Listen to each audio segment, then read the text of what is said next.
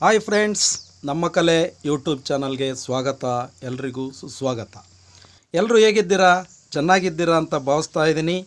ಇವತ್ತು ನಮ್ಮ ಪ್ರಕೃತಿಯಲ್ಲಿ ಆದಂಥ ಬದಲಾವಣೆಯನ್ನು ನೋಡಿ ನಮ್ಮ ಕವಿಯಾಗಿರುವಂಥ ಗೋಪಾಲ್ ಅನಂತ ಪರಾಂಡೆ ಅವರು ಒಂದು ಕವನ ಸಂಕಲನವನ್ನು ರಚಿಸಿದ್ದಾರೆ.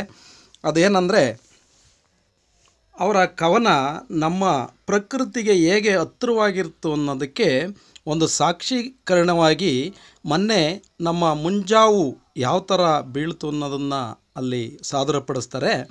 ಇಲ್ಲಿ ಹೇಳ್ತಾ ಹೋಗ್ತಾರೆ, ಮೋಡಗಳು ಮುಗಿಲಿಗೆ ಸದ್ದಿಲ್ಲದೆ ಮುತ್ತಿಟ್ಟ ಹಾಗೆ, ಕಾರ್ಮೋಡ ಕರಗಿ ಮಳೆ ಹನಿ ಸುರಿಸಿದ ಹಾಗೆ, ಮುಂಜಾನೆ ಇಬ್ಬನಿ ಹಸಿರೆಲೆಗಳ ಬಿಗಿದಪ್ಪಿದ ಹಾಗೆ, ಸಾಗರದ ಅಲೆಗಳು ತೀರಕ್ಕೆ ಸೋಕುವ ಹಾಗೆ, ಸೂರ್ಯೋದಯಕ್ಕೆ ಹಕ್ಕಿಗಳು ಜೋಗುಳವ ಆಡುವ ಹಾಗೆ, ಸಂಜೆಯ ತಂಗಾಳಿ ಪ್ರಕೃತಿಗೆ ತೊಟ್ಟಿಲ್ಲ ತೂಗುವ ಹಾಗೆ.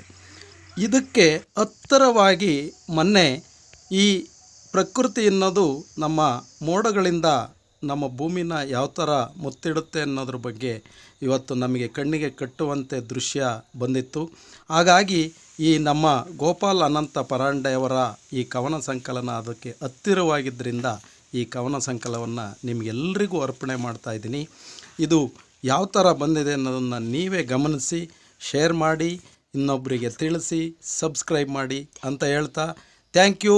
ಎಲ್ರಿಗೂ ನಮ್ಮ ಕಲೆ ಯೂಟ್ಯೂಬ್ ಚಾನಲ್ನ ಸಬ್ಸ್ಕ್ರೈಬ್ಸರಿಗೆ ಎಲ್ರಿಗೂ ಸಹ ಒಳ್ಳೆಯದಾಗಲಿ ಅಂತ ಹೇಳ್ತಾ ಈ ಕವನ ಸಂಕಲನವನ್ನು ಮುಗಿಸ್ತಾ ಇದ್ದೀನಿ.